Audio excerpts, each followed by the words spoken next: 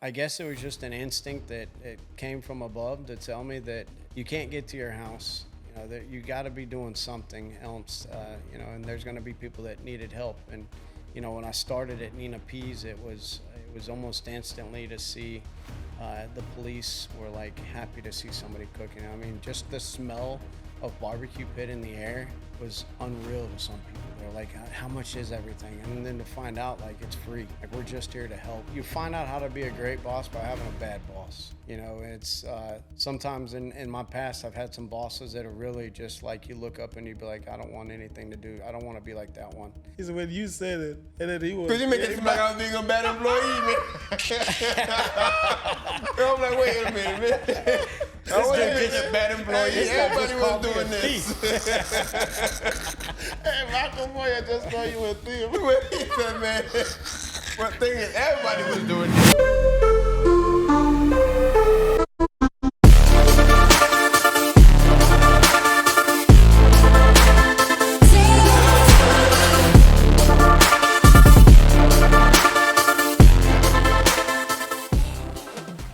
All right, ladies and gentlemen, welcome to another episode of the Haitian Kings Podcast.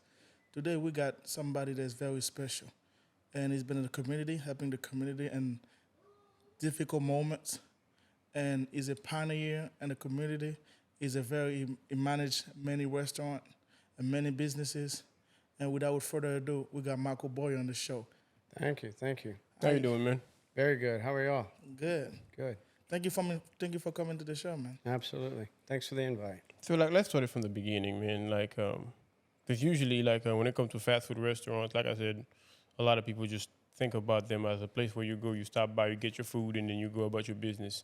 Mm-hmm. So, in the very beginning, what attracted you to the fast food, restaurant world? Honestly, at the beginning, it was the money. I was since I was 16, I was working at a steak restaurant. My dad came home one day and just said, basically, you start tomorrow bussing tables at a little restaurant called Harry's Steakhouse in Moss Bluff, and worked there for about 6 months, got promoted to the general manager of the restaurant, and did that till I was about 18. And then the owner of McDonald's would frequent my restaurant, and he just made me a great offer to leave the restaurant and go into the quick service area, which is what I did, and kind of quickly grew from there.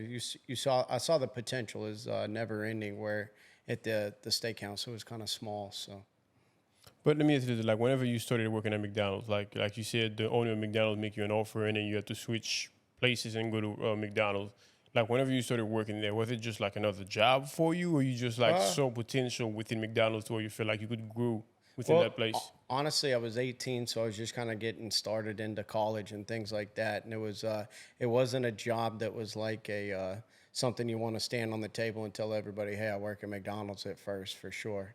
But eventually getting in there and learning everything and just realizing that I was pretty good at leading people, it became that job that, I was pretty proud of.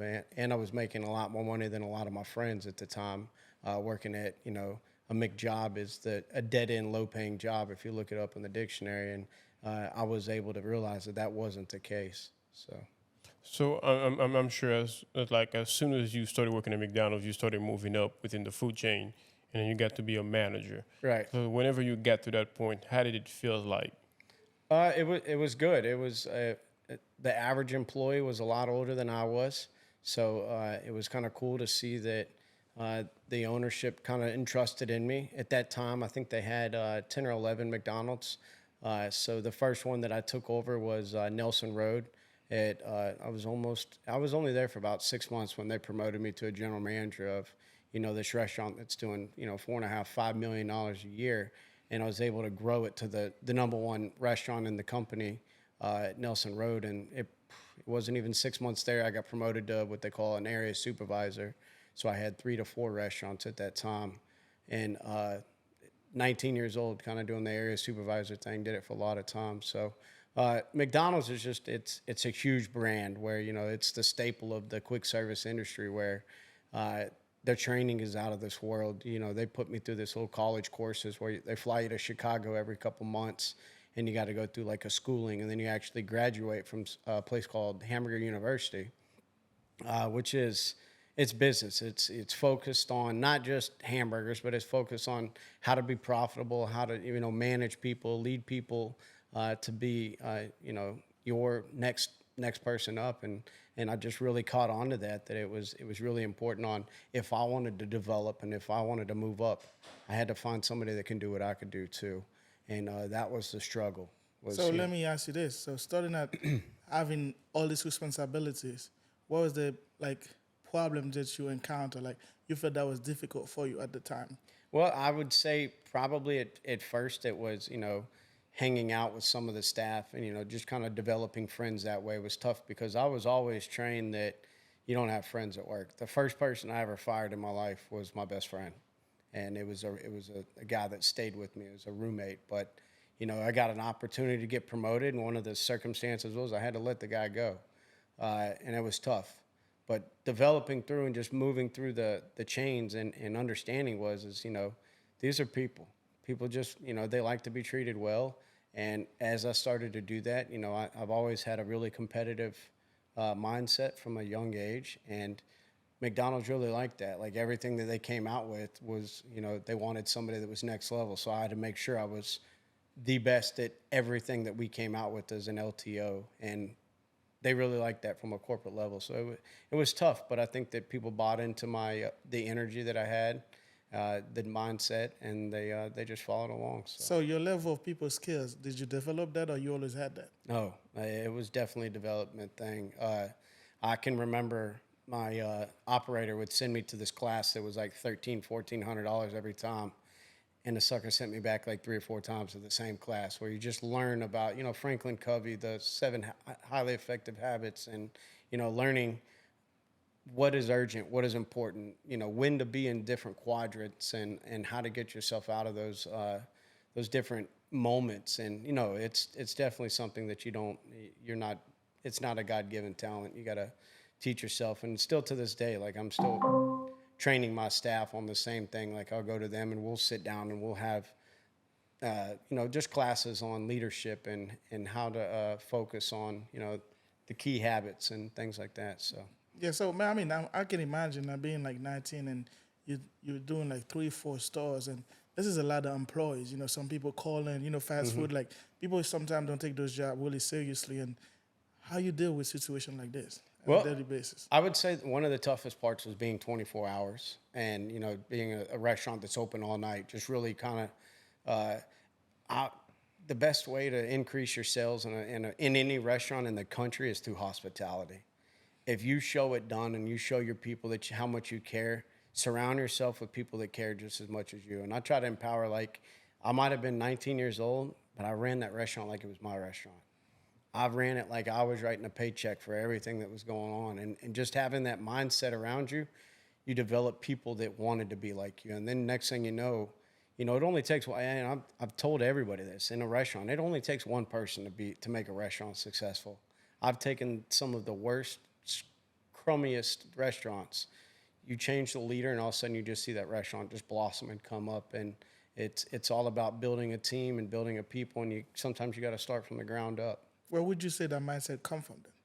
Say that again? Where would you say that mindset come from? Like the mindset you have at this young age? Losing, failing, getting, many invites down to the principal's office, hanging out with your boss, and just having conversations about, your frustrations and, having going through some tough frustrations in life. It teaches you, you see a lot of things that you don't want to be like. And so pretty much going through those habits and seeing it makes you believe that, you can either travel down that path or take a curve left and go the opposite way. And that's kind of what I wanted to do. All right. From what you pretty much said, it sounds like you pretty much grew up at McDonald's. It sounds like you became a man over there, like from a child to a man. Oh, yeah. So whenever you had to switch and leave McDonald's behind and move on to Buffalo Wild Wings, was it like an easy decision or it was hard? It was definitely for the needed. Had met the guy that owns the Buffalo Wild Wings a couple times while I was still there, and it was something I was scared of because you're moving from quick service, you're moving into something where you're selling alcohol, and you're kind of moving into a whole different thing. And I didn't know if I was going to do great at it myself either. It was kind of a gamble, and we took off and made the transition, and things went really well for us. But clearly, as you said, McDonald's and Buffalo Wild Wings are two different places. Like McDonald's is fast food, come in, grab your food and leave, and then you move into Buffalo Wild Wing, which is more like a sports bar. Correct. So whenever you got there, how long it took you to adjust to the new system? It was quick. Restaurants. You're in the business of taking care of people. It doesn't matter where you go. You can send me to Shucks down the road. It wouldn't matter to me.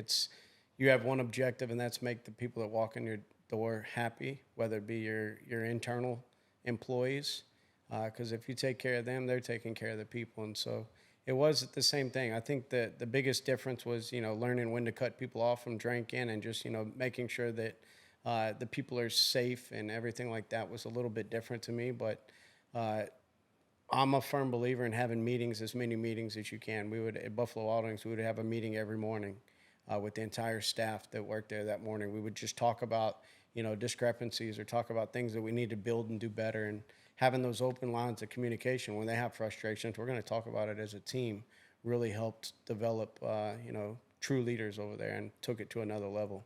I got a question for you. I feel like that question need to be answered. Like, if there's a man in this world that can answer this question, it's him.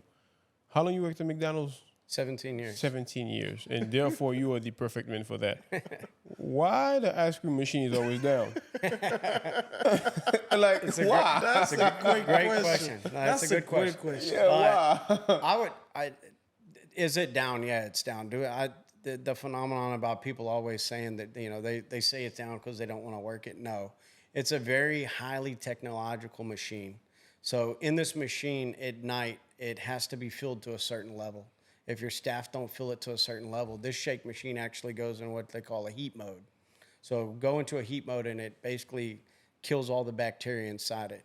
Well, if it goes into this heat mode and it comes down temperature wise, and it doesn't reach out because they didn't fill enough level, or if it reaches cool too fast, it says, whoop, there's an issue, and it shuts it down and turns it off. There is no button that you just go reset it and turn it back on. It says, it's got a lot of technology in it. The other thing is, if they're not consistently watching the top being refilled, and it runs out of shake mix, it'll shut it down too. So I mean, over the years, it's been, to me, it's kind of like a conspiracy theory, Right. Like you're doing this on purpose. Right. Like after 10 o'clock, don't even try it. Right. Start working. But so knowing that it's always occurring problems, or why they don't train people to work that machine properly, or what? To be honest, it's something that it takes time. It's not about just cleaning it, but when it shuts down, it takes 2 hours to break it down. And that may be the time when you're pulling through and asking for the shake. And, that's not something you want just the average guy in the back breaking down and taking apart, because there's multiple parts to go with it. And, this isn't just a shake machine where it spits ice cream out and then you pump chocolate syrup in it. This is pumping the chocolate syrup. This is spinning it all in once, and it's all coming out consistency. So I would just say that it is a very tough machine. Yes, they send us to classes to go learn on it, but we're not there 24 hours a day. So you're not doing it on purpose. Oh, no. Okay, so therefore, for the record, because there's a lot of story behind that ice cream machine. Yeah, let's just say it. And I'm going out on a limb to say it. I don't think McDonald's of Lake Charles is the same that it was when I was there. The operator that we had was in the stores every day. If that shake machine was down, he wanted a text message knowing it, way back when, immediately. That it was just high. The guy that has it now, he's got a lot of restaurants. He can't focus on, the small rocks anymore. He's probably got 60, 70 stores now. So it's a much different place than it was, 10 years ago, 5 years ago when I was there. So, but you don't have like a maintenance that worker. You just have to be people at the store. You probably do got maintenance that can work on it, but the maintenance guy now has, instead of, the 8 stores, he may have 15, 20 stores. So these stores may be in Leesville. They may be in, Fort Polk or just wherever. They can't get there that fast. And you can't have too many people putting that machine together. But guess what? If you've got a great leader, that guy is making sure that the thing's staying, taken care of and well maintained. I didn't really have a lot of issues with the machines ever down. It was those other stores that didn't. That gave us the bad rep for it. So you heard it here. It's not a conspiracy theory. Oh, It's no. just- Because people Yeah. always felt like there was like something Yeah, yeah. nefarious coming from Has McDonald's. that happened before? Yeah, I'm sure that there are people that just don't feel like but it's literally the same. You're pushing a button and it's automatically sensing where the ice cream is and shutting off. So it's not a whole lot of labor at all. I don't know why somebody would not want to do it. All right. Well, So I'm I- glad. my question, like, it's just not a question. It's kind of like a question, but like a scenario. So for somebody that's been in a business for so long, let's say somebody you say put you anywhere, you make it work. Like you had a restaurant that's just terrible, not running well. What was your like first 5 things you do when you get there to make everything running? What was the first thing? I'm not gonna give a number, but what was the first thing when you go there feel like there's what you got to work on to make that restaurant back running again? First things first, that I would go in and I would just see like what the team looks like. How do they appear to work? How do they arrive to work? With me, there's other play. I worked at Buffalo Wild Wings where you're known to wear your hat backwards. With my restaurants, you don't wear your hat backwards. So immediately, I set a tone on what we're going to look like when we're at work. I feel like when you do that, you attract great employees too. I'm not letting my son go work at a restaurant where the staff's pants are sagging, the hats are on backwards, they're outside smoking in front of customers. Like, I treat every business like Disneyland. You've never seen in your life Aladdin or Snoopy or any of them smoking a cigarette, right? That's true. I agree. Yeah. That's my Disneyland. Like, people come there for a great time, for a great experience. Don't let somebody catch you smoking cigarettes or, just anything like that. So you can see even my staff. Sometimes I'll pull up the cameras and watch, and when I pull up on a parking lot, you see people stand at attention. It's because that's what I expect. I demand perfection from that. I shouldn't have to teach you that. And sometimes, you have those staff that come in and they start that way, and I say, hey, we're gonna bring you on, but we're gonna correct one thing, and it's the way you wear the uniform. Because I don't care if you're in the mall, you're not wearing my pants sagging, and you're not wearing my shirt backwards or a hat backwards or anything like that. You represent the brand that I put on my shirt every day, and so I start there, and then just really attract great people. Make sure that you're consistently telling people, thank you for what they do. I've always been known to be extremely tough on my standards. They are what they are, and I've always been that. But I'm always the guy that will come back and circle, and it may be me tearing you apart somewhere. And I'm really ruthless with my expectations. And they're like, Michael, every time you come, there's an issue. But I always come back, and I'm always going to find issues. That's kind of what I do, and that's how I demand perfection at any restaurant. One thing you'll never be able to say about my restaurants is that they were dirty, ever. So from a cleanliness standpoint, I think that's in the top 3. Yes. Is what does a restaurant look like? Would I accept this at my house? And if I wouldn't, again, this is my Disneyland. You've never been to Disneyland and seen it dirty either, right? Cleanliness is super important. So. Well, let me ask you this. So let's say, okay, do you have somebody to do the cleaning, or just hire more employee to get it done, or it's just the same amount of employee, but they have to do more work to get the work done? Okay, so that's a great question. But for me, I always look for a maintenance person. One guy usually, or girl. I've had girls before that, and it's usually it's an older person. It's somebody that's been through the ropes, that understands the cleanliness things. And I really work with that person. That person is immediately promoted almost to like the management team. This guy, when I go out to dinner, he's coming with me. He's my best friend in the restaurant, but he's also in charge of maintaining things. And he's not what they call unit producing. He's not serving customers. I don't even want him to learn how to work the grill. I don't want him to learn how to cook fries or anything like that. This guy's sole responsibility is maintaining equipment and cleanliness and cleaning thresholds and just keeping things I call it out the box clean. I don't care if my restaurant's 10 years old. When I show up there, I want it to look like it just came out of a box clean. And so really developing that one person. A pressure washer is something that I have to have at every restaurant. Like something, if you look at small sliders now, we've got 3 of them mounted on the walls, in the back, in the corral area outside. Cleanliness is so important. And so you just kind of see, is it because we don't have enough staff on board, or are we asking too much of our staff? Do we not have enough? Do we need to add a couple? Every instance is different. You never know. So you just have to kind of get in there. And then the other thing that I like to do is I get dirty with them. Yeah. You see, I cut my own grass at Small Siders out there. Could I pay somebody else to do it? Yeah, I probably could. but I do it myself. And I have some people that come out there that want to learn. Hey, man, I haven't done cutting grass. Come on, let me teach you something real quick. And we just kind of make it a little learning process. So when you do that, I think everybody takes pride in it too. They don't pass over straw wrappers outside because I just cut the grass. You know, you cut the grass. You help me cut it. You're going to take a little bit more sense of pride, and they do. So I know everybody, like, 2020, we had the hurricane that happened, and it messed up the whole community in a sense. Absolutely. And I know you was a very, like, guy that was helping a lot of people. Can you walk us through that moment for you? Yeah, it's a story for sure. I had evacuated to Biloxi, Mississippi, and I remember I was sitting at a blackjack table, and you're not supposed to have your phone out. So I kind of had it sitting at the table next to me. And I was watching my house, and I remember seeing my trees, big, huge trees, touch this side, touch that side. And at that moment, I knew like electricity was about to go, and it was going to be crazy. So I ended up just leaving and heading back to Lake Charles that night, got here early in the morning, and tried to get to, my house, couldn't get to my house, ended up stopping by my son's mom's house and cleaning out her stuff for her at her fridge. And then just made a little post on Facebook that I was looking to try and start cooking for some people, and got a barbecue pit from a guy named Tommy Senegal. Never met the guy in my life. He just kind of gave me his address and said, here, go ahead. And then was able to meet the owner of Nina Peace. She kind of sent me a message and said, hey, here's the keys to my restaurant, start cooking.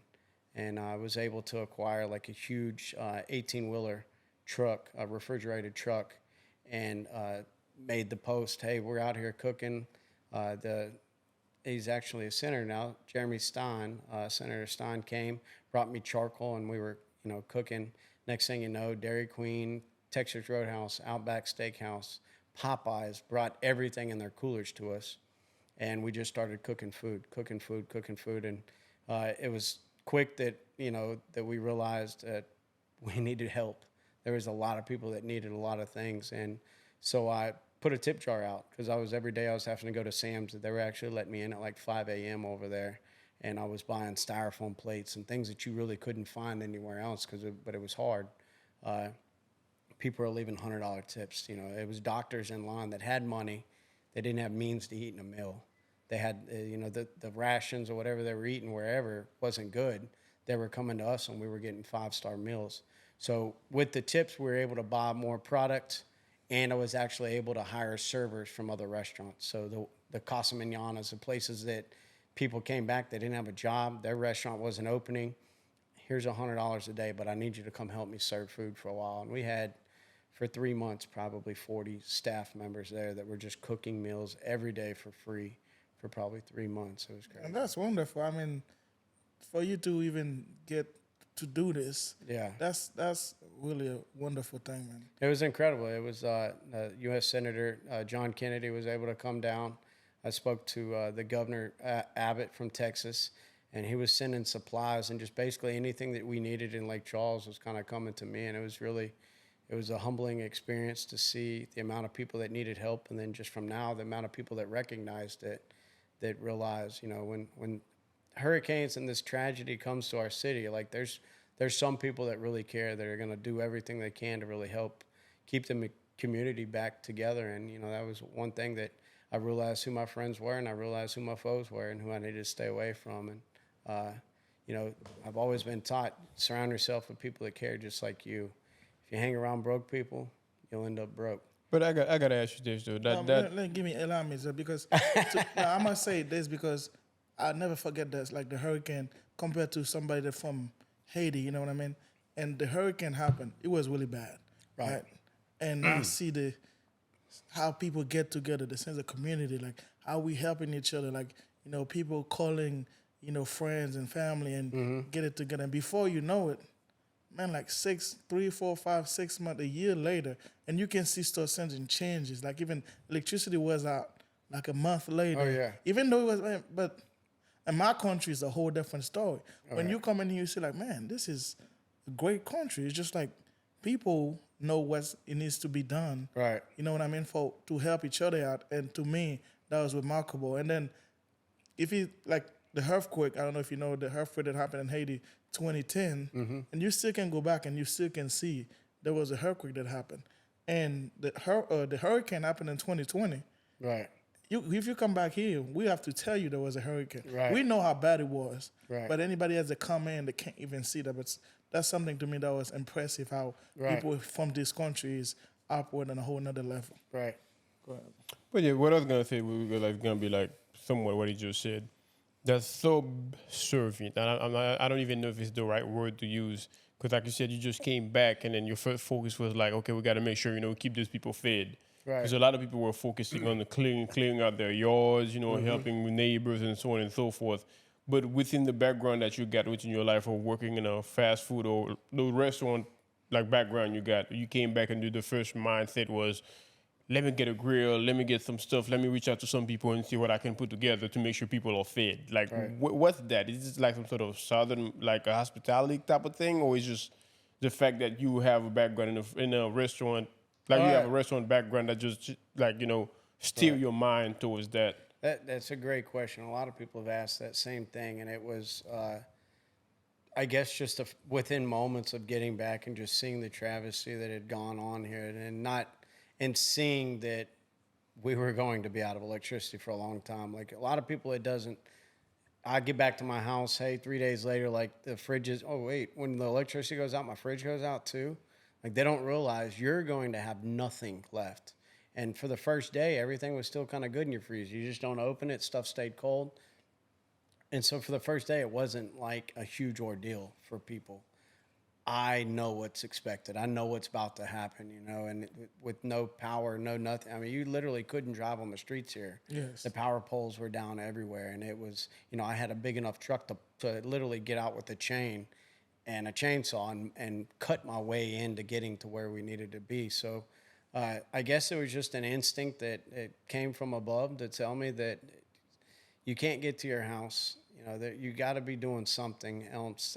And there's going to be people that needed help. And when I started at Nina P's, it was almost instantly to see the police were like happy to see somebody cooking. I mean, just the smell of barbecue pit in the air was unreal to some people. They're like, how much is everything? And then to find out like it's free. Like we're just here to help give back. It was huge. And you see it a lot, and going through it and feeling it was something completely different. I can't say that I was ever taught that. It just kind of, it was a feeling inside when you know how to help. It's just seeing somebody drowned. What's your first instinct to do? If you know how to swim, you better jump in there and you jump in and get in. And that's kind of where it was. Is I saw the community drowning. Do I go back in my car and head back to where I came from, or do I jump in and help somebody swim to safety? And that's what we did. And thank you so much for being with No, us. honestly, thank you so much. Because like I said, most people's mindset would have been like you said, let me jump back in my car and get back to Houston because everything is safe there. But with you, your mind steered towards like, okay, let me help this community. Let me just lit up this barbecue pit and make sure everybody is fed. Like that is amazing within itself. So therefore, thank you. Even though I didn't get a plate, but still, thank you. I feel like you're the only one that didn't get a plate. Because I remember when I got back, I want to say, because I got, after the whole hurricane thing happened, a week later, I got back to come get some more stuff out of my house. And I was starving, and I went to, what you call that place on Ryan Street? They were the only restaurant that I knew that was actually open, and then they were selling food like for cheap. It's like right there on right across from McNeese on Ryan Street. I can't think of the name right now. And the line was so long, 2 hours, like Raising Cane's. 2 hours, like, man, screw it, and I just stayed hungry. If I knew you guys had food for free, I would have definitely stopped by. Oh yeah. But just to switch gear real quick, like you said, you left McDonald's and then you went to Buffalo, and beside the difference that's on the surface, like you serve alcohol, McDonald's didn't serve alcohol, McDonald's is fast food, and Buffalo is like an actual restaurant. Right. What other differences was there between the both? I would say the labor force is different. You're hiring $2.13 an hour servers, which is different when it comes to keeping the restaurant clean. Like I can't expect somebody making $2.13 an hour to really deep down and clean the lobbies and stuff like that. These people are paid off of tips and different things like that. So it wasn't a whole lot of changes. It was more, the truck orders were different. The community, the the difference of the way that the structure of the restaurant was a little different. But other than that, hiring people, a little different. Like they're not. You're actually putting on a show over there as opposed to McDonald's. You're standing behind a counter over there. Like we tried to bring basically the Super Bowl to work every day. We wanted you to come in, and there was something. I remember at one point I had one of my good friends, a celebrity rapper from Houston, Lil Flip. Like we rolled out the red carpet for him to come there and just kind of, we try to keep it exciting for the guests over there.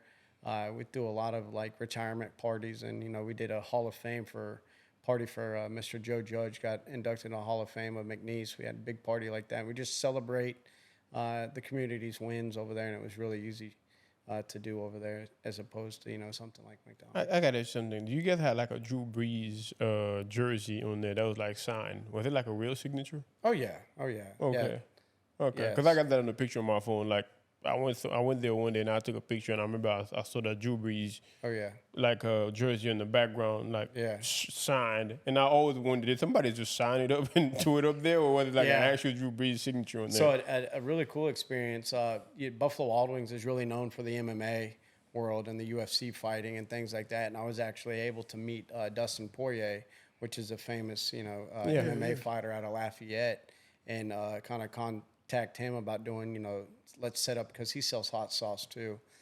So I would say I've got some celebrities' numbers in my phone. Dustin Poirier is one that is absolutely. If I'd message him right now, he would message back in 30 seconds. And you don't get that a lot from, celebrities or whatever. And that's somebody that's definitely needs to be noted as. I'm a big fan of Dustin Poirier. I know exactly what you're talking about. Very, very cool guy, too. Very humble. So let's switch gears to from Buffalo Wild Wings now to small sliders. Okay. I just get to small sliders. Okay. Crazy story. Tailgate in Baton Rouge. LSU's playing Alabama, and I was actually with Buffalo Wild Wings, and I was at a walk-ons tailgate with one of my good friends, Michael Hackley, and he introduced me to the CEO, the guy that founded Walk-Ons, and had a couple of drinks with him. Ended up, having great conversation. He gave me his business card, and I accidentally dropped it on the ground and was stepping on it. And the guy came back like 10 minutes later, like, "What are you doing? Like, why'd you just throw my business card on the ground?" Got me another 10-minute conversation with the guy. He ended up really liking me and messaging me the next day. And Monday morning was sitting in Buffalo Wild Wings, Lake Charles, and pitched to me a new concept that he was starting called Small Sliders. He had kind of some of his walk-ons team there.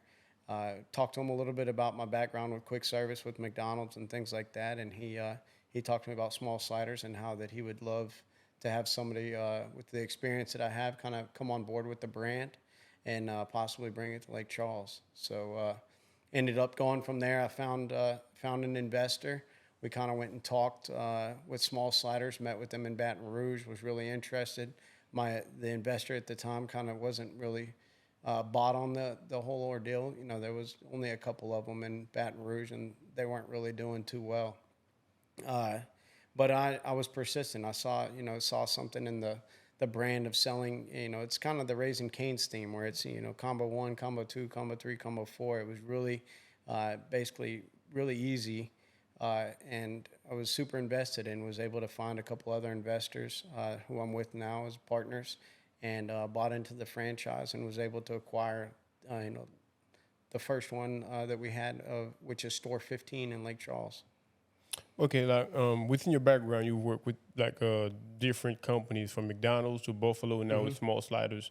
Out of those three companies, which one would you say that the motto that they believe in is the best? I would definitely. I think that keeping it simple is probably the best. And it was a huge investment for everybody involved with Small Sliders. So I think that they've got it down, where it doesn't take a rocket scientist to work there. You're keeping it really simple for the customers. Sometimes McDonald's, you'll see they'll go through their waves.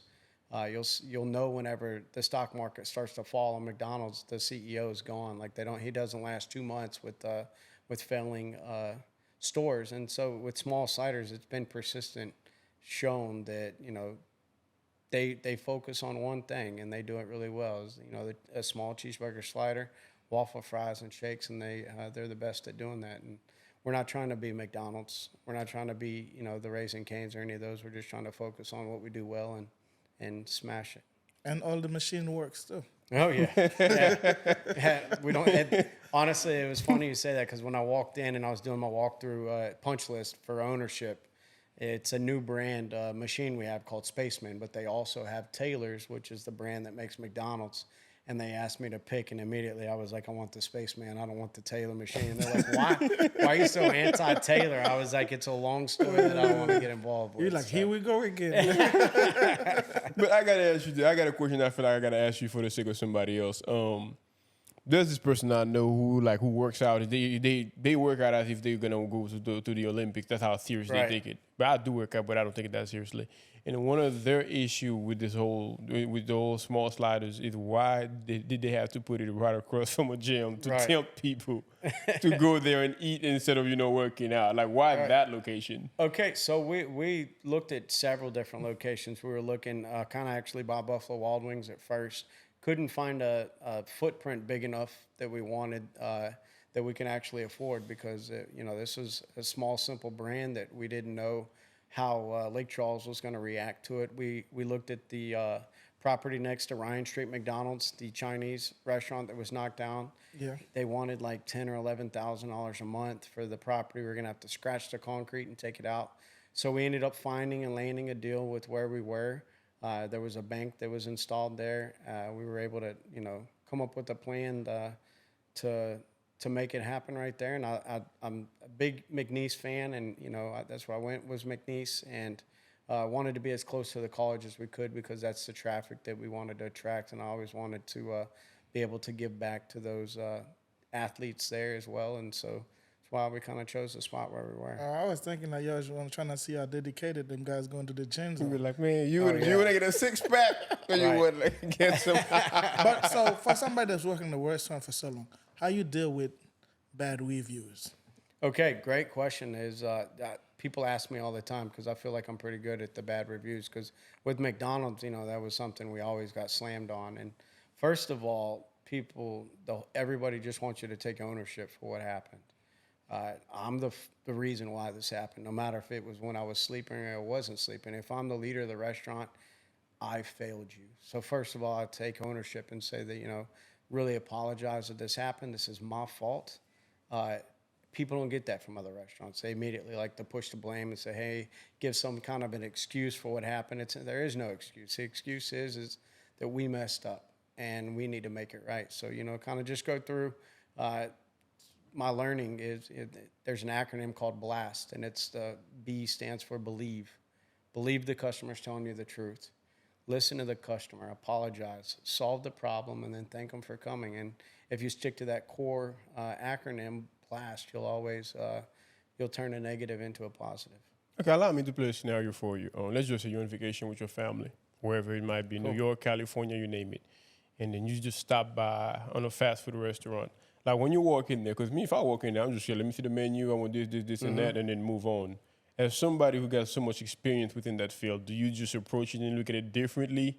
Or you just in that moment you're on vacation, you just don't care? No, it's I look for bad moments. I appreciate having bad experiences at other restaurants because that's what keeps me in business. When I go into Burger King and I get bad experience over there, I'm like, thank you. Because guess what? If you're doing it to me, you're doing it to the guest right behind me too, and that keeps us going. So yeah, one of the biggest things, when I was 16 working in the restaurant, my boss used to always walk in and I would prepare the restaurant spotless, clean, this, that. He'd walk in and he'd find the one damn light that was out and he would tear me apart for a light bulb and say, Michael, you're not taking care of the business, And so I had to learn how to work on the business, not just inside the business. You have to step back and you have to see operations and cleanliness and just different things like that. And focus on the small things because they really matter. And so now, even today, when I go into a restaurant way across, if I walk in and the lights are out in the lobby, first indicator is somebody doesn't care what's going on. And the restaurant could be immaculate, but that dangle, I remember those conversations. So But no, I got another question for you before you get there. Like you said, That's you interesting, though. appreciate like little details going within the restaurant. Let's just say you go to a restaurant and Right. there's like a server, because we've all had those servers that blows your mind to where you Right. want to live like $100 tip for them, Oh, yeah. kind of thing. Have you ever encountered a server that is so great at what they do to where you be like, man, I want you to come work for me? Well, have I wanted to do that? Yeah, but I don't believe in poaching people. I think that the way that I handle myself in the community right now at Small Sliders, I have 832 applications for people to work there. I don't let the job be easy. I could rehire my staff every day for the next 3 weeks, every day, everybody. So I make the job tough, but the way that I handle myself at other restaurants makes people want to come work for me. I don't have to tell you about it. They'll walk in as I'm there. They'll say, "Oh, you own Small Sliders?" Yes, I do. I appreciate this. I appreciate. Thank you. And then you'll just see this generation's different. They don't want the big raises. They don't want this and that. They want to be publicly talked about for good things that you do. So if you follow me on social media, you see me consistently talking about good things that that my staff do, and that draws other people to come want to work for me. And you'll see that on a lot of the posts, like those people that are working at Wendy's right now, and they're on their phone at work because they don't admire their job, or they're getting their managers being mean to them, and then all of a sudden they see this restaurant right down the road telling his staff how much he appreciates them. What do you think's rolling through that person's mind right now? I'd rather go over there. Why am I here? I want to go where I'm appreciated. And you can't just fake it in this business. Like, people know when you're genuine and when you're not. And I would say one thing, that if you were to ask any person that's ever worked for me, they're going to tell you I'm extremely tough, but I know how to take care of people. And we're always going to be that company that does that. We're going to invest back in the community. And I've had a lot of people come to me that are doctors now or attorneys, and that have worked for me before, and they're like, "Thank you so much for being extremely tough on me when I was young. I didn't understand it then, but now I do." And I definitely appreciate everything. So from the question he asked you earlier, so let's say, for instance, I know you go to a restaurant. Does it take like time away, because you that's what you do now? You go over there, you watching everything, literally like everything they do. So you're really not enjoying the meals that you have it, pretty much, right? No, I think that I try to key out and zone out, especially when I'm with my family or something like that. Like, I'm not basically digging into everything. I'm not looking at all of that. I'm expecting probably a C visit. So when I get a great visit, one of the better restaurants in town that I like to go to is Vic and Anthony's. They take pride in what they do, and it's tough in the community here when I walk in, because almost everybody here knows me in the restaurant industry. And when I walk in, so you don't know what's, are they being fake with me? Or is this genuinely who they are? So definitely when you go out of town, I'm looking at quality, I'm looking at whatever, but I'm not expecting, you know what you're going to get a lot of times. So. I gotta ask you this. There's a restaurant in town out here, and honestly, I've never heard anybody have anything negative to say about them. I won't say their name, but honestly, it's like everybody that goes there always enjoy that place, because not only the food, the hospitality, and so on and so forth.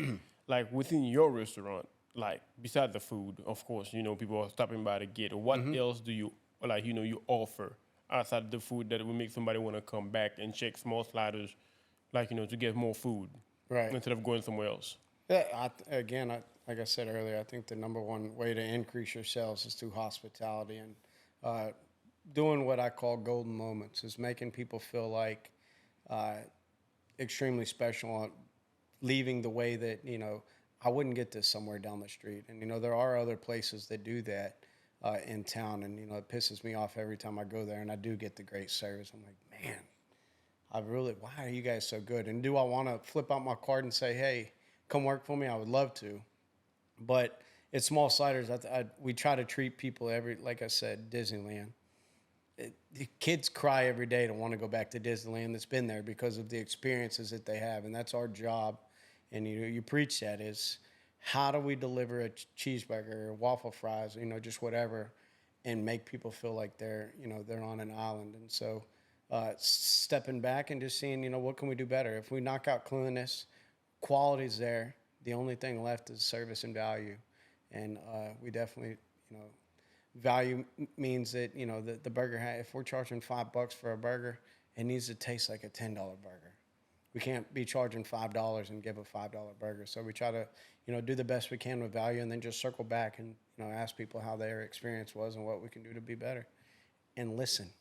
So having like all these employees, how you keep your employees motivated? Let's say somebody was going through some stuff. How you deal with a situation like this? So with me, one of the big things that I know is important to employees these days is quality of life. And I have a rule at the restaurant is when people ask off, I click approve. The moment I have to click deny because I can't give you off, I don't have enough staff working there. So I think people just knowing and understanding that whatever the circumstances is, whether it be a hot date tonight or whatever it may be, if you need to switch, you need to move, whatever you want to do, we're going to make it happen for you. And so just developing a team that understands quality of life is huge to us. That helps a lot, with the restaurant, and building that team where everybody wants to be number one. That's one thing that they'll do. They body the envision that we have is they know my goal, and I'm not quiet with it. And on Monday mornings, we have what I call tab meetings, which is called Talk About the Business. They know what our sales are. They know what I spend on labor. They know what the budget is. I don't hide anything. If you guys want extra hours, this is what we got to do. We got to increase our sales by this number. So then you have 50 other people that know your vision. This isn't a car salesman where I'm out here trying to, get you to sell as many cars as you can, and all of a sudden you're dry and I'll let you go. We're not doing that. We're finding ways to make people get what they want. And there's nothing more empowering than somebody working their tail off and all of a sudden pulling up a nice new used car that they just got. Because that's one thing you did the other day when we went over there to sit down and talk to you that you did, but I noticed. I don't know if you noticed. Because while we were like having a meeting talking about the podcast, how what we're going to be discussing and so on and so forth, like even though you were talking to us being distracted, every time there was like an employee that was leaving, going home, you were like, bye, so-and-so, have a good day. Like you took the time to pause to address and make sure, hey, bye, have a good day. And then you said your full name too. And I'm like, okay, that is amazing. And I'm sure being the boss, and you've been the boss at many other places, I'm sure you've encountered employees that don't like you. Yeah. I'm sure there's like a whole bunch of them. But then within that moment, I felt like if I was one of your employees and I was leaving, clearly you're the boss, I'm leaving, I'm going home, and you take the time to say, bye, have a good day, and so on and so forth, that would have meant the world to me. Like, was that like some sort of skill that you picked up along the way, or just... Right. You find out how to be a great boss by having a bad boss. It's... Sometimes in my past, I've had some bosses that are really just like you look up and you be like, I don't want anything to do. I don't want to be like that one. But then you have those other good ones, and you see. So I don't want to be the perfect boss. I don't want everybody to like me. If you like me, I'm not doing. If everybody likes me, I'm not doing what we need to do. But at the end of the day, if I have to let you go and we have to part ways and move in a different direction, it's not because of me. It's something that you've done. We've had consistent communication and documentation and everything else. So. Yes, I learned it. I know what makes me feel great inside, and I try to mimic that to everybody else. And it's important. Have you ever had a boss that's walked in a room and he walks in and doesn't say anything to anybody? All the time. How does that make you feel? It just make you feel like you belittle me. You make me feel like I'm not important enough to even address me. But when that boss walks in, and no matter what's going on, whether it be the CEO standing inside and he walks up to the lowest paid dishwasher in the room and says, hey, how are you? Thanks for coming to work today. Means everything. Yeah. And it's you treat everybody on the list the same, no matter who it is. But I gotta admit something that I'm guilty of, because I worked at a fast food restaurant, and interesting enough, the guy that used to be my boss, owner of the restaurant, is my neighbor now. Like I said, no need to give a shout out to any other restaurants. But I used to hear he eat the hell out of the waffle fries. Oh, yeah? So the thing is, do you fire people for eating the food too much? Or just, like give them a slide and let it go? Because I remember working at that restaurant, the waffle fries, like I used to just eat the heck out of them. Like it's not just I was like, make sure, eat enough to where they run out of business. Right. But while I was frying them, every once in a while I just throw one in my mouth, and then by the end of the day, I'm full. By the time I get off, I don't need to eat nothing else. Like, have you ever had to get in, scold an employee because is eating too much of that food? I've put an employee in handcuffs before for a chicken nugget. Wait, what? Oh yeah. I want to hear the details on that. story. Yeah, so I don't do well with stealing, and what you're talking about it to me. But I didn't feel like I was stealing me. I was just like, okay, one extra There's a fry wouldn't kill difference. nobody type of thing. Yeah. Yeah, no, and I get it, but anybody that comes to me and asks, "Hey, I need something, I need this, I just need you to talk to me about it because I want it to be accounted for." My employees know that if I catch you doing what you talk about, you're gone. Okay, yo, hold on. Zero tolerance. Yeah, for it. but I wouldn't say it be me, like ignorance, right? I wouldn't think that something like this would be like What? very. But is there something you talk about before? Like I never worked in a fast food restaurant, Right. But is that something before the employees started working? They know already about not to do. Oh yeah. So at day one, we do really good with an orientation. We do like a tour of the store. We talk about those things, and we talk about financial. Usually when people come start work with me, they don't have a dollar to their name. Like, a lot of companies say, hey, you need to have non-slip shoes on. You need black pants. You need this. You need that. Well, guess how the heck am I going to get that? You want me to go steal it from Walmart or steal it down there? Like, some people don't have any idea. So we try to be understanding for a lot of those parts. But one thing we also start with is just the trust phase. Like, let's talk about the do's and the don'ts and what's allowed and what's not allowed. Now, am I going to immediately to the new guy that I catch grabbing a fry, walk out and hammer him in front of everybody? Never. But I'm going to bring him into the back, and we're going to shut the door, and we're going to have a conversation about what's allowed and what's not allowed. I need to be able to trust you to invite you to my house and eat dinner. In my defense, I gotta say that. Here we go. No. In my defense, the thing is, see how you said in the beginning that was something that was addressed. Right. But when I was working there, that was never addressed. And then I remember when I first got there, I worked there for like 3 months, not that Right. long. But when I got there, that was like something everybody was doing. It's like That- while I they was doing gonna it, so say they were that. eating. I'm like, okay, while I was doing it, it never felt like I was breaking like an ultimate law. And let's say this, and that's another reason why we don't do that. Is remember I talked about the tab meetings on Monday. We talk about the business. We talk about food costs or just where it is and where we need to go, so everybody's on the same page. Everybody knows expectations. So when I'm John and I'm working right here on the line and I see Jeff grabbing a fry, John says, "Hey, stop the crap. Like that you're hurting me when you're doing that as well." And so it's not like it's an everybody just grabs and eats what they want. I adore nothing more than an employee coming in the back and saying, "Hey, do you mind if I grab something to eat? I'm hungry today. I don't have my money." I have never said no. I wanted to ask you this. Can't do it. So working in the fast food, the employee doesn't have they don't provide the meal for the employees. It's not So a it thing. just depends. Like during the storm, we were having to provide a lot, and managers always eat, and that's one of their perks. But sometimes people take advantage of it, and they'll, if you work in a steak restaurant or whatever, you'll say, "Yeah, everybody eats a free meal." Well, what's a free meal? Because you can get a very expensive meal at Small Sliders, and doing biggies with bacon. Like, so I hire some guys from the halfway house, and they work with me. I wanted to ask you that. Those guys get a free meal every day because they come to work with the bologna sandwich. They don't have money in their pockets. They don't have anything. Those guys kind of it's in the contract. I treat those guys like managers as well. They get free meals, but they don't have the opportunity to do the different things that everybody else has. So. But how you get to do because hiring those people from halfway house and work really. So what make you do stuff like this? So growing up, it was kind of tough. I had my mother was bad off into drugs and alcohol, and she actually went to jail for an extended period of time. And I wasn't able to talk to my mom on the phone. Like I didn't know where she was. I didn't know what state she was in. And she ended up getting out and kind of developing a problem. She got into drugs and alcohol, and she ended up dying from it. And so at that moment, I realized there's people out there that are good people. My mom was a great person, and she just got hooked on the wrong thing. So one thing that I can do is try and help these people. So I learned about a program where it's a jail. You're going back to prison every night and sleeping, but they get to come out and come to work. And I've been doing this program for probably 15 years, and I just take people from I get to interview them and decide whether I want to hire them or whether I haven't. I've hired murderers before that have, You never had no problem before? Have you had problems? Yeah. In 15 years, I've had some problems, but I've had more positives than anything. Okay.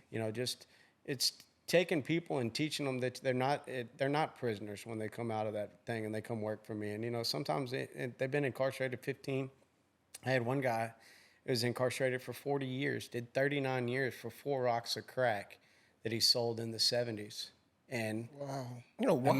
imagine life back then. There was no cell phones. There was no internet. There was no nothing like that. So these guys are fixing to transition into the world, and they don't know how to do anything because this world's way different than it was. So I like to take those people and really show them the ropes and show them that they can do great things and show them what hard work is without being screamed at like you're in prison. And it's been huge for me. The general manager of Broad Street McDonald's right now runs probably one of the sharpest operations I've seen. I got him from the program, and he's still there. So it's been really, really cool to see. And then, you know, when you get them there and you find the ones that really work hard for you, these guys will do anything for you. I mean, I'd say go outside, let's go wash my car right now. And he'll say, which side you want me to start on? That's how these guys are. When we talk about maintenance guys, the best maintenance guys I've ever had have been there. They've been cleaning their whole life, just in jail, you know, doing the wrong thing. And they have to learn a lot of those traits. Those guys, man, patting them on the back and showing them that they're human, you know, allowing them to, when they get out, I send the limousine. I have a little limousine company. I send my limousine. So when the clock strikes midnight, they kicked out of the house. Like, you got to leave the jail, and you got to just find your own way. The guy that's 40 years in jail, he don't have family anymore. They don't forgot about him.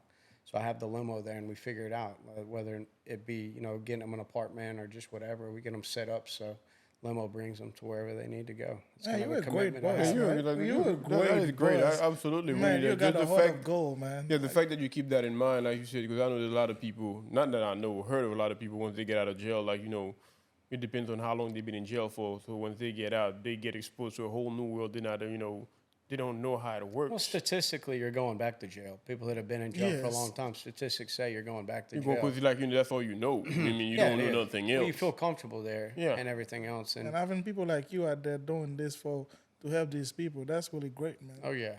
But I gotta ask you this though. You started at McDonald's, and by 19, you had like multiple stores under your command or whatever. Fast forward all these years later, you've done a whole lot to the fast food or the restaurant industry. So let's just say if you had to go back and speak with that 19-year-old guy who probably thought he knew everything back then, because he had like multiple stores under his command. Like, let's just say if you had to go back and advise that 19-year-old person, what would you say to him? I would probably, you know, just be a little bit more humble. I could say one of my most immature things I ever did was when I was probably 18, 19. I remember going to a inspection, and the store was spotless. McDonald's inspections are absolutely ruthless. Like, they're 2 days of just white glove and wiping, talking to your staff. I remember my maintenance guy didn't show up the morning of, he was late, and we had to change the oil, just little small things. And I usually on inspection day, I wear a white shirt. It's something about, you know, chefs wear white shirts. It's something about just showing like everything's clean, like we're here, we're ready to go. And I remember spilling short. I had to change the oil and got oil on my shirt. So my maintenance guy comes in a little later on and acted like everything was cool. We got through the inspection, everything was good. And I asked him, this is when you have the old signs where you had to go put the words up with like a little sticky thing and you'd put it up there. I remember having him go outside and change the verbiage outside on the sign to now hiring maintenance, because I said, I'm going to help him. I'm going to hire somebody that can work at night. And as soon as he got done putting the now hiring maintenance sign outside, I fired him. And he put his own. Man, that's messed up, man. Yeah. That's cold-blooded, man. But I learned a lot, you know, and it was me thinking that I had everything, and then the guy let me down. And to this day, we still kind of have conversations about with the guy. I just remember how stupid I was back in the day. And it wasn't because of him. This guy worked as hard. He probably was late for work because I worked him so hard before that. And I guess it would just be me talking to myself, just saying, you know, some things you gotta lose the battle to win the war sometimes. And, you know, it's tough to understand that. To this day, that I'm getting better at it, is just knowing when to fight, when not to fight. And, you know, I think going through parenthood and growing up with, you know, I've got 2 boys, you learn those things. And sometimes you can't just bite somebody's head off right at the beginning. Like, let things play out and see how it goes, and then, you can always fix it later. So what motivates you to keep going as a leader? I think probably just the seeing the reaction of other people and making other people successful has been great to see. Somebody leave your company. I don't want you to work for me forever. If you sit down with me and you tell me you need a job because you just need to work right now, and it is, I don't need those people. I want people that, what do you want to do in 5 years? Where do you want to be? And then seeing them actually attack it and go after it. That's what's keeping my engine running for sure. As well as if somebody wanted to follow in your footsteps, what things they need to focus on right now to get to that level? I would say work ethic. Plan on not sleeping very much. Plan on, when the going gets tough, stay going. And I was talking to my fiance the other day, and we were talking about that. And there's nobody in this world that'll work harder than I will. If I see something, I'm an electrician. I can do plumbing. I can do almost anything. I'm, working on my pilot license now. Everybody's when they talk to me, they're like, dude, when are you going to stop? Sleep when you die. That's when you sleep. I don't have time, and as long as there's daylight out there and we can change somebody's life or perspective or whatever it may be, that's when I'll stop. So I was working in my yard today doing landscaping, and my 80-year-old neighbor came over with his tractor and was helping me do landscaping. He's not stopping. So, those things really motivate you to see. That's how you stay young and stay active, and, giving back and working with coaches and connecting and just seeing different things. I wish I had somebody when I was a super young age that just pushed on me. My dad worked all the time. He wasn't able to really stay there. He gave back to me and showed me what it was like to grow up extremely poor. I got a question, even though I kind of feel like I know the answer already, but I want to know your answer since you're the expert within that field. Let's just say you go to a restaurant. What's better, the food or the service? Service. But you'd be okay to live with it even if the food is bad, but the service is great. Let me ask you this. Have you ever eaten a 5-star meal that the service sucked? Absolutely. And the meal just doesn't taste as good? Yeah. But those restaurants that you go to when the food's average or mediocre and the service was phenomenal, it makes the burger taste good. If I bring you a plate that I call a 10, like sometimes, a 10 is a perfect plate, and I bring it to you and I just kind of toss it on your table and turn around and walk away, that plate immediately turned to an 8 that fast. So people eat with their eyes and eat with their ears, and, as opposed to just the way that it tastes. So, yeah, service, 100%. You said service, and I agree 100%. But when it comes to service, I feel like there's an issue I have. I feel like as a server, I've never been a server before, but I feel like as a server, there's like a perfect medium. There's that server that is great at their job, that checks up on you every 10, 20 minutes, and you get that server that checks up on you every 2 minutes to where you can't even eat your food. Right. So as somebody with your experience, what would be the perfect time the server should check up on, on the guest? I try to teach eye contact, stay the part. You kind of you'll feel immediately as if this guest wants you to hang out with them, if they're lonely, if they want that conversation, or if they want space. So you kind of learn that, but also eye contact. If I'm standing back and I'm in the observation area where I'm kind of just flowing and looking at the restaurant, if a guest makes eye contact with me, looks away and makes eye contact again, they need to talk to me. As a manager, I teach my people the same thing. Whether we're standing back, because a lot of times you'll go to a restaurant and you'll just see somebody in the back corner, like the manager, just standing there. If the guests are face down in the food, they're good. They don't need anything. You don't need to really table touch, because it becomes, an issue where you're talking to them too much, like you said. But if that person eats and then looks at you and then goes, and then they're consistently looking at, they want to talk to you. There's something. So it's a feeling that I think that you have inside where you should watch for the eye contact. Okay, as a restaurant man, top 3 restaurant in town. Vic and Anthony's. Man, you're gonna get me in trouble talking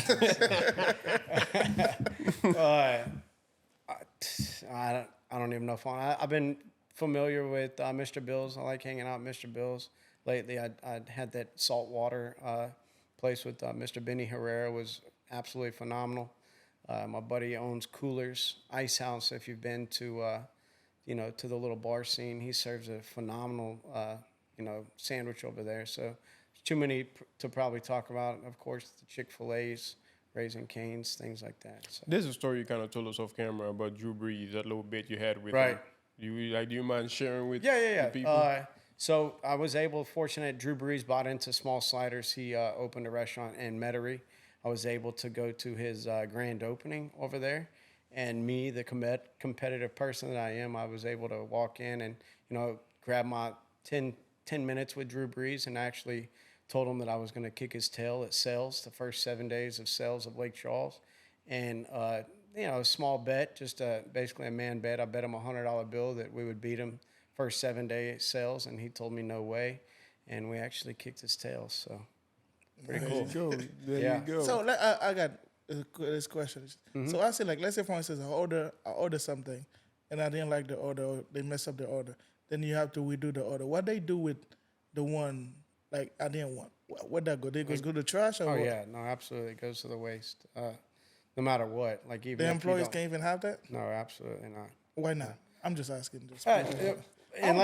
It's just. These are great questions. I have rules. Even at the end of the night, I don't let my staff bring home the food that's left over either at the end of the night, because throughout the years you'll learn that employee learns, hey, it's almost close time. Let's cook a bunch of food up, and then it's waste and we bring it home. So if you don't allow people to do that or allow people to take the food home, then you'll see that your waste levels are a lot.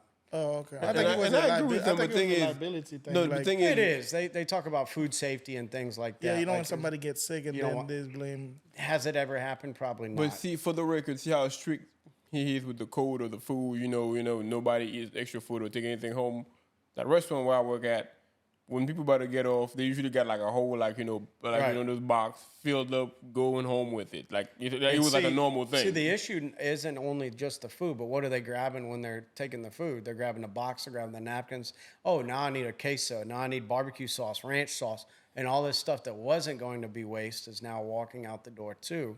And that's just one person. If you imagine, Yeah, the and usually it average was like restaurant's everybody. closing Like at when 5. everybody go on lunch, same thing. So therefore, Right. me eating me eating all this like fries. Oh yeah. You know what I feel that happened though. I feel like is when you said it, and then he was. Because you make it seem like I was being a bad employee, man. I'm like, wait a minute, man. I wasn't being a bad employee. This guy Everybody just was called me a doing this. Hey, Michael Moyer just called you a thief. Wait, man.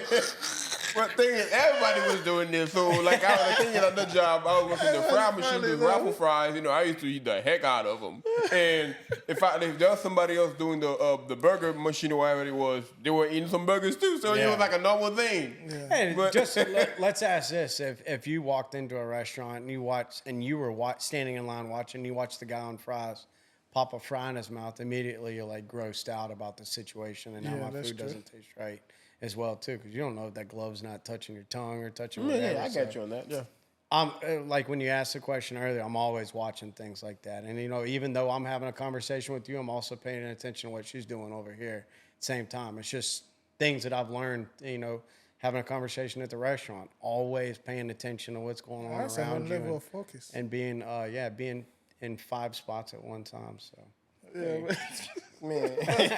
that was funny though. This make it sound like I was stealing food over there. sorry if I made you feel that way. But, Stop stealing the fries over there, man. But no, seriously though, but actually I had a blast working there. And one thing I remember he kind of taught us is kind of like, see how he's saying, you usually not really focus on the food. Only the food was good. Yes, the food was good, but they paid so much attention as of like how you treat the customer. Right. Because that was like the main thing. They didn't even care if you burned the fry, what was going on. That was like second hand. First hand was how do you treat the customer when you walk in there, how you talk to them, how do you address them, the thing that you got to say. I think there's a big difference now with being on the ownership team, whereas before it was so easy to just be like, oh, just throw it in the trash. Throw it in the trash, throw it in the trash. Now it's like, shit, I'm writing a check for what just got thrown in the trash, or I'm writing a check for this overtime that the staff's working on. So it's been a little bit of a different perspective now, just understanding like, oh man, every dollar I'm spending. Do I put that really nice new TV outside, or whereas McDonald's, I was trying to get the best of the best for whoever. Now it's like, do we really need that, or do we need to budget it in, or just how do we look at different things? And one thing I've always learned is it takes money to make money, and it really, if you want top of the line stuff, sometimes you can't afford it right now. And the restaurant was supposed to be like certain amount, and we went almost $400,000 over budget because we wanted to put the latest and greatest in there, and it's paid off so far. So, Is looking it forward- easy for people to move to the rank when they're working for you? Oh yeah, it's. I look for what's inside your chest most of the time. I don't pick the most academically smart person to move up and move to the top rankings, because those are the ones that usually don't last very long. I look at what's inside your chest and how big of a heart do you have, and do you? I put pressure. I do a lot of different tactics that I work on with trust, and do I trust this person? I remember way back in my years dropping $100 bill in the stockroom because I didn't trust the guy one time, and I sent him to the stockroom to go grab something, and he bit the worm and put it in his pocket and came back up front and acted like he didn't know what happened at all. And immediately I'm like, hey man, I dropped $100 bill. Anybody find the $100 bill? Guess who didn't say anything until I announced that I know who has it, and I put it in a certain spot on purpose. Then he found it, and it was an easy moment for me to say, look, bud, love you, but you don't work for me anymore. What do you mean? It was on the ground. You broke my trust. And if he would have came out from the back and said, hey, I found this $100 bill on the ground, that $100 bill just became his $100 bill. And you find different ways to build trust in people, and, everybody does things different. But even this, like, you invited me to your house. Not a lot of people have the balls to do that. Yeah. It's a scary situation, especially with these days. You don't know what's going on, and you got to pay attention on who you invite, different places. And if you work for me, you're invited to my house. That's just how. If I wouldn't invite you to my house, I want to work for you. And so it's kind of tough, but you build that trust. Like, even though I felt like we kind of, the next question I'm going to ask you, we kind of talked about it, but just to conclude everything, let's just say when somebody comes to Small Sliders, what should they be expecting?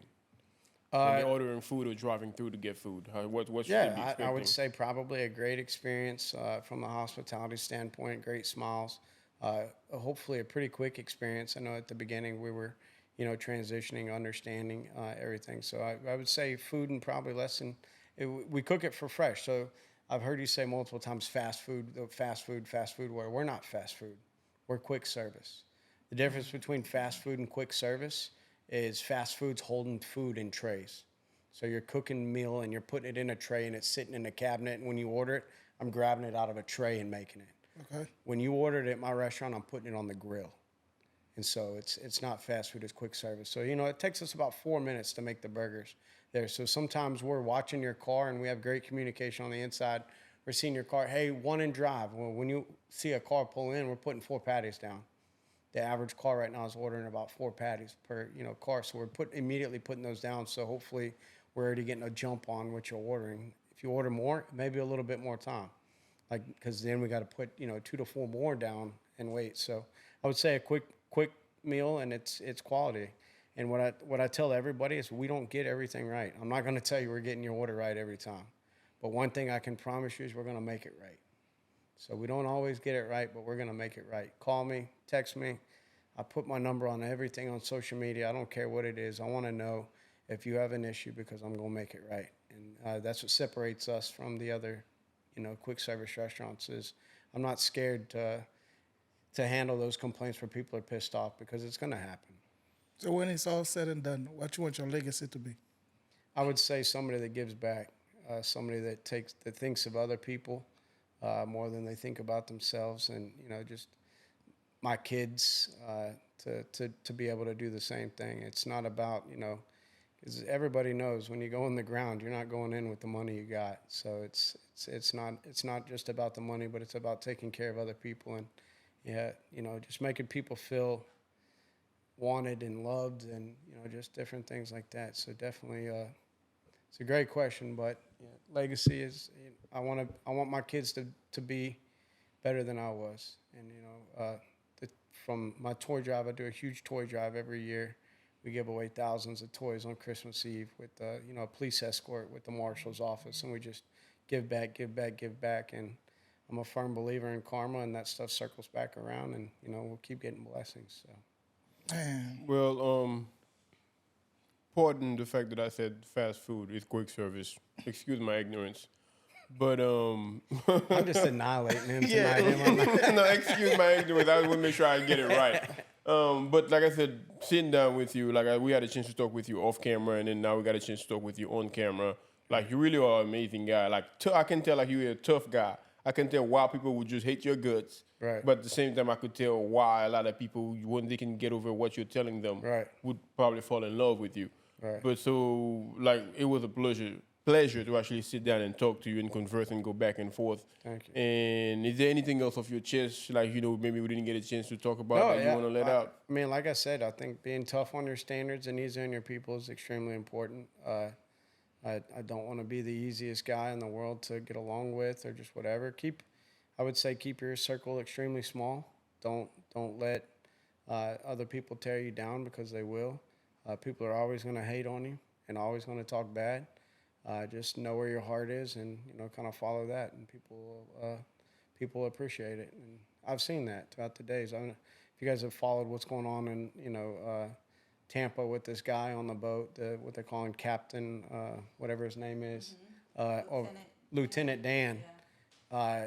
They're annihilating. Like, this guy was a poor guy that was on a boat that everybody wanted to help. All of a sudden, set up an account. He's got $75,000. Well, now they're finding out the guy's a really bad father. He's a drug addict. He's this and that, and so everybody has it. But he's probably got a good heart, and you never know. So don't judge a book by its cover. And we've been good at that. It's just taking people that don't believe in themselves and showing them that that they're good, and it'll go a long ways. So change people's perspective on their life, and it'll help you. It'll make you feel really good. You'll sleep well at night when you do that. Ladies and gentlemen, thank you so much for coming to the show, man. That was a wonderful show. That really was. Like, it was like a crazy and interesting conversation. Because, like, as for the fast food or quick service, like, environment, all I know is I stop by and I roll up my window and I scream out the screen. Mm-hmm. I drive to the window, I get my food, and I bounce. Right. But speaking with you, I realize there's like layers to it, like things that I wouldn't think of, but you keep that in mind to make my experience easier when I go to a restaurant. Like, there's like stuff you got to keep in mind that, like, the average guest or customer would even think of that. Yeah, keep in mind those people that work at quick service. It's a humbling experience. Not a lot of people, like, it's not a dream job for a lot of those people. So those people are human, and they're some of them aren't talented enough to go get those really great jobs, whether it be Vic and Anthony's or whatever, because you got to be extremely talented to be able to do a lot of those jobs. So, our job as restaurant leaders is find those people that aren't talented and turn them into teach them how. So, a lot of times, man, I've seen some customers really tear employees apart over some of the craziest things sometimes. And I'm not the nicest guy when I see that. And to be honest, I don't want you coming back to my restaurant when you're done. I've only had to do that once. It's Small Sliders, and it was a very, my staff loved me for it, and they were like, thank you so much, because I didn't think, I've never seen an owner that, everybody says the customer is always right until you mess with my internal customers, and then now you're not right anymore. So take care of your people, and I'm telling you, they'll take care of you. So. Nice. Great, man. Right. Anything else you wanted to ask him? No, man, thank you, everybody, for following the show, and subscribe, and share if you have anything in the comment, and if you want to tell your stories, and just share it in the comment. And if you work for Michael Boyer, don't eat the fries, man. They already know. Hey, man, I feel like I would have got fired within 2 days of being there, man. But ladies and gentlemen, Michael Boyer, like he said, follow, like, share, and subscribe, and anything else you got on your chest you want to, discuss about this content we just shared with all y'all.